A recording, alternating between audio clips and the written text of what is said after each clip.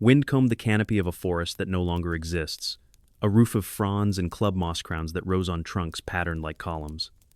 Beneath that roof, the air felt different on the tongue.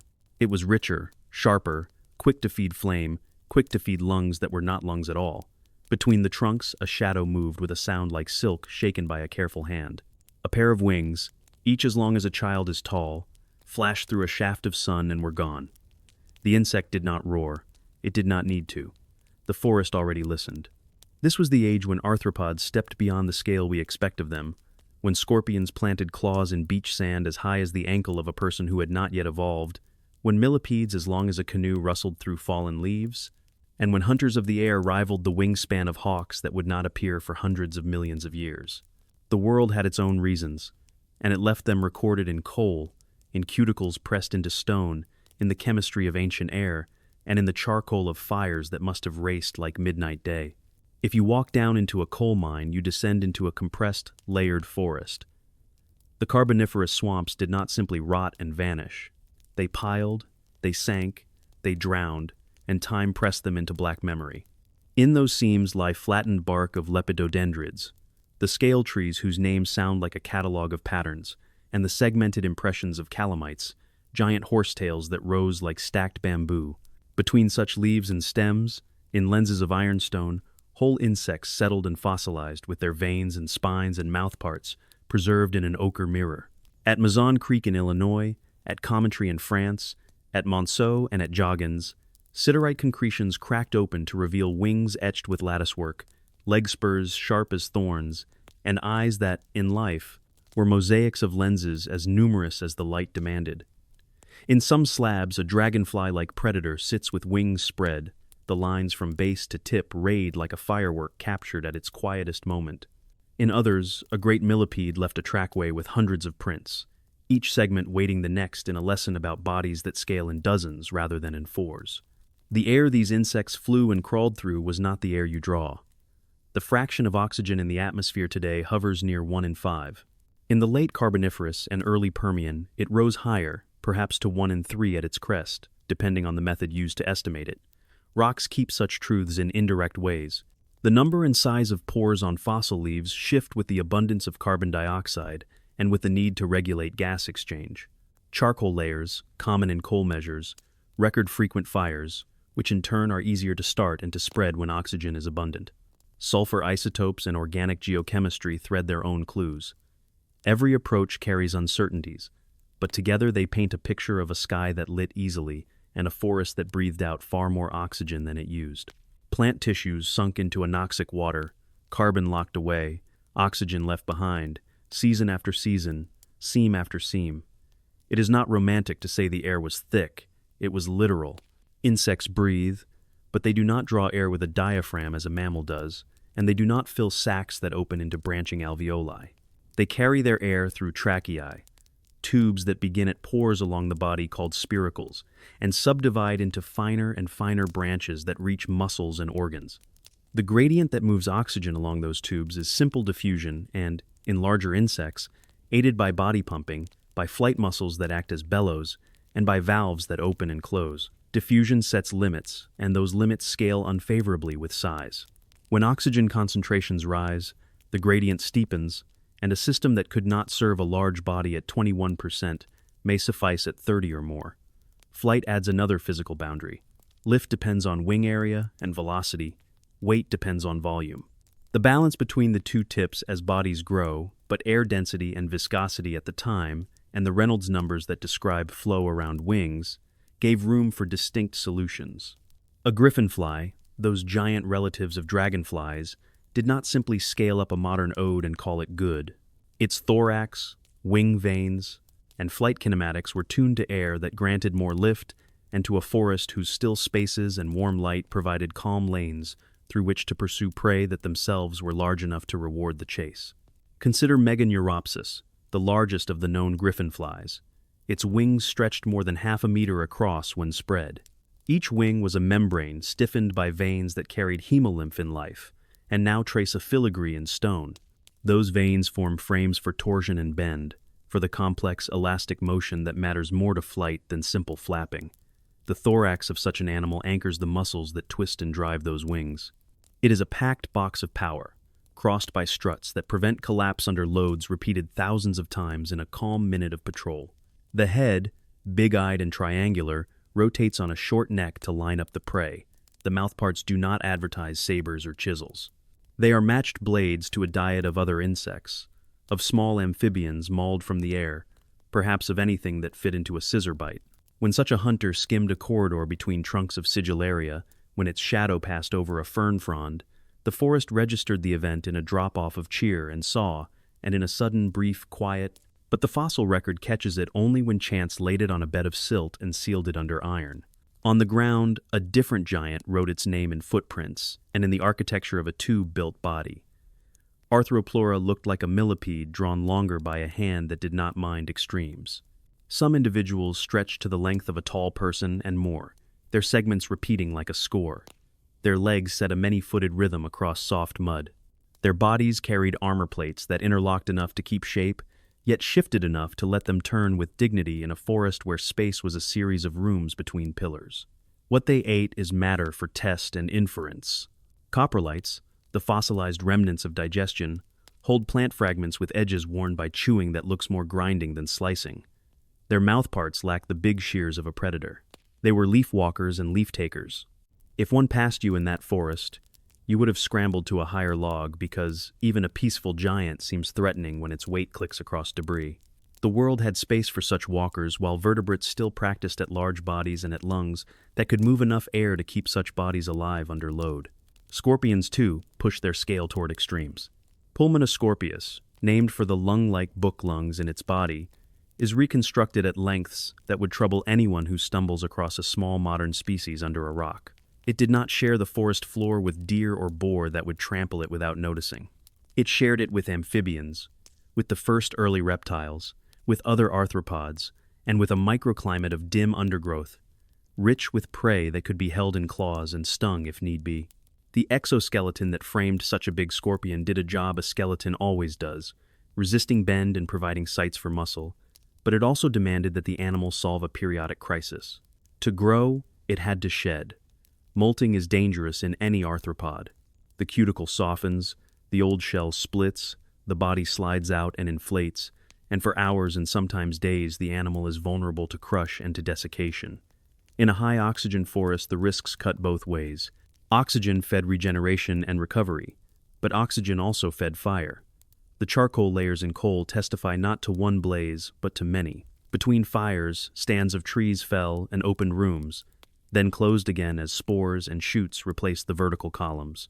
In those cycles, a giant guppy of an arthropod could find safe, humid corners enough to shed and live for a while. The canopy did not pierce a sky empty of vertebrate fliers. No bird threaded those lanes. No bat zigzagged through the twilight. Pterosaurs, the first champions of powered flight among vertebrates, would not rise from Triassic shores for tens of millions of years. The air belonged to arthropods and to seeds and to spores. Paleodictyopterans, a broad order with beaks built for piercing plants, paraded long tails and two pairs of wings in an elegant symmetric display. Some carried extra outgrowths that looked like small wings in front of the real pair, not to fly with, but perhaps to stabilize or intimidate. Their wings creak in the imagination, but lay quietly in stone, the pattern of their veins like the map of a river delta. Mayfly kin lived brief adult lives even then, their immatures feeding underwater, their adults rising to mate and die in a cycle that has not changed in the fundamentals. The forest air was a commons and an arena, and it was thick with bodies and the dust of spores and the ash of fires and the scent of resins from damaged trunks. Under such a load, pursuit and ambush stayed close to the ground and to the trunks and to the water edges. To be big was to command a volume of air that returned more energy to each downstroke, and to own a silhouette that frightened before the attack took place. How exactly did oxygen change the way these bodies worked?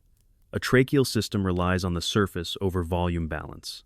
The more volume a body has, the more oxygen it needs, and the less surface it has per unit volume through which to draw that oxygen. Spiracles aligned along the sides feed tracheal trunks that branch and branch until they end near cells. In small bodies, diffusion is swift enough over short distances. In larger bodies, the distances lengthen. If the external concentration is higher, The gradient across those distances becomes steeper, and the time required to deliver sufficient oxygen falls. Some giant insects pump their bodies, opening and closing spiracles, compressing and releasing air sacs, creating bulk flow to supplement diffusion. Flight muscles acting asynchronously, responding to stretch rather than to each individual nerve pulse, could fire in resonant cycles tuned to wing spring and thoracic box bounce. There was a sweet spot in this world, a combination of air composition, temperature, pressure, and architecture that made a dragonfly-like predator with a half-meter wingspan possible for long enough that the fossil record caught more than one. Nothing so extraordinary lasts untouched, and the high-oxygen world did not simply fade like a dream. It changed as land plants evolved and as deep burial of peat slowed, as mountain building altered weather patterns, as climates shifted toward drier regimes that offered fewer vast swamps, and as the great forests themselves suffered collapses tied to glacial cycles and to rearrangements of continents. In the late Carboniferous, a crisis thinned the lycopsid giants and opened room for seed ferns and conifers that favored different water regimes. Oxygen estimates drop across the Permian. Fires became less frequent and less intense. Air that had once fed diffusion easily now asked for more from tracheae. Giant bodies pay high costs. As the slope of the diffusion gradient grew less favorable, selection pressed against excessive size in animals that depended on tracheal delivery. At the same time, vertebrates grew larger and faster on land. In the air, when vertebrates finally learned to fly, they brought ribcage breathing, blood-bound oxygen, and a different set of limits. By the Mesozoic, pterosaurs occupied the top of the aerial food web. In such a sky, an insect the size of a hawk would not only be physiologically disfavored, it would be easy prey. The decline of giants among arthropods is written in absence more than in presence. Fossil beds of Permian age show insects, but the outlines of their wings fall within ranges that feel familiar to us. There are still odd forms. There are roaches with tails of bristles and hemipterans with long beaks, and early holometabolans testing the strategy of metamorphosis that now dominates insects. There are scorpions and spiders and millipedes and centipedes and dragonflies, but their measure recedes. Arthropleura vanishes by the early Permian. Griffinflies give way in time to dragonflies closer to the modern pattern. The forests themselves change suit. Conifers and seed ferns build different rooms and different edges and drop different litter onto drier floors. Rivers carve across sandy floodplains rather than meandering through continuous swamp. The world asks more for distance and for flexibility than for towering stillness. This does not make the age of giants a rumor or an accident. It makes it a solution matched to conditions. It reminds us that scale is not a moral quality.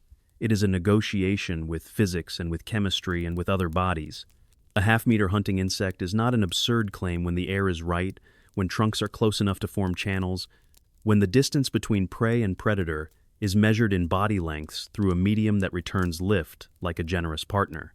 It is even less absurd when one stands in a hall where a meganeuropsis reconstruction hangs above, wing membranes taut along their veins, the head tilted in a way that looks alert because bodies that succeed often lean forward. You realize your own hands are only a little longer than a single wing. Suddenly the coal seams become pages of a book you were always meant to read. We learn more by looking at the small details than by repeating the headline. The pattern of veins in a wing obeys rules about strength and flex that you can model, and then verify by bending a plastic replica. The cuticle of a scorpion scales by adding foldable joints in ways that minimize the likelihood of buckling. The footprints of a giant millipede droop slightly on the downslope side of each print in a way that speaks to weight and timing. The charcoal particles in a thin layer carry shapes of ferns curled by heat so fast they did not char to ash. In amber droplets we find bubbles of ancient air, not precise gauges of oxygen but hints that fit a broader story. A forest sectioned by a river displays the architecture of roots that anchored trunks in waterlogged soil. There is a logic to every feature if you give it attention, and together those features build a world that has its own economy of bodies and air.